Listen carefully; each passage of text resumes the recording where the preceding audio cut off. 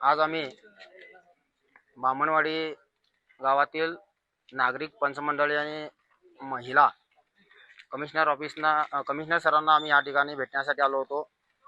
बामणवाडीमध्ये 5 acre जमीन गावची जमीन आहे। 1998 पासून त्या जमिनीवरती सरकार हे नाव नमूद होतं 7/12 उतार्यावरती।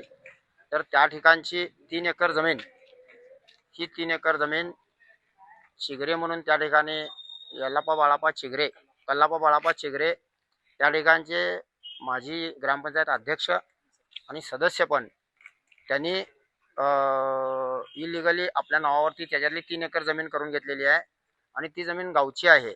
1998 पासून त्याच्यावरती सरकार हे नाव येतं 7/12 उतार्यावरती।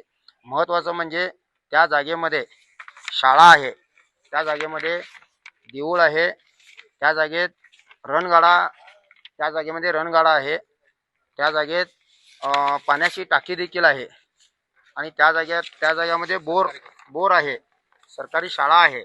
तर अशी ही सरकारी जमीन कोणीतरी एक व्यक्ती आपल्या नावावर करून घेतो।